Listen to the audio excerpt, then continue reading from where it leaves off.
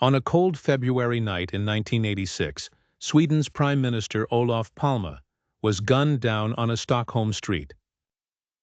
No security, no bodyguards, just him, his wife, and a lone assassin who vanished into the night.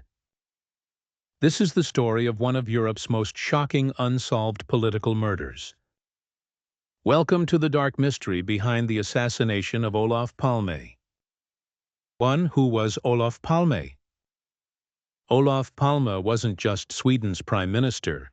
He was a global voice for peace, neutrality, and social justice.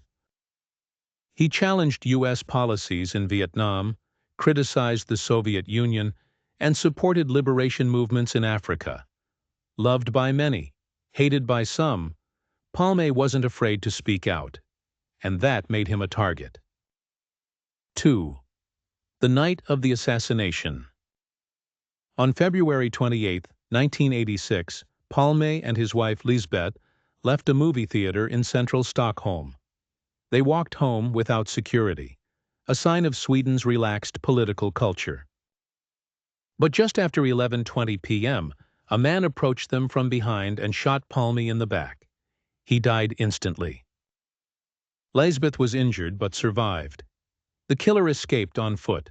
No weapon, no fingerprints, no witnesses who could clearly identify the attacker. 3.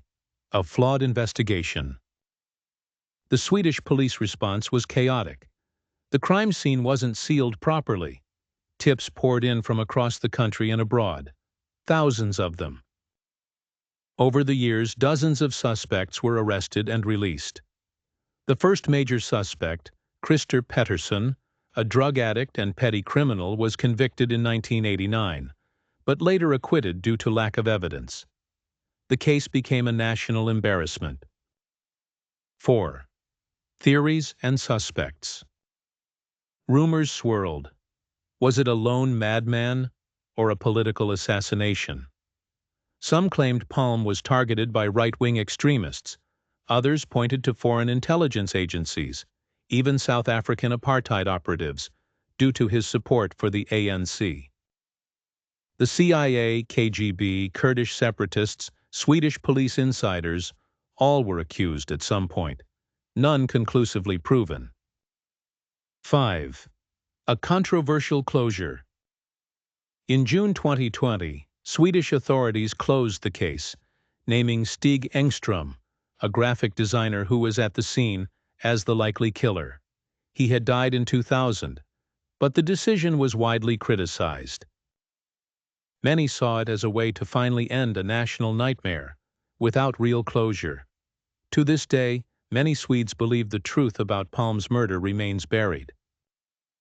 The assassination of Olof Palme wasn't just a murder. It was a wound to Sweden's democracy and innocence. Decades later, the case still casts a shadow of doubt, secrecy, and unanswered questions. If you found this story fascinating, hit like, subscribe, and tell us in the comments. Do you think the real killer was ever caught, or is the truth still hidden in plain sight?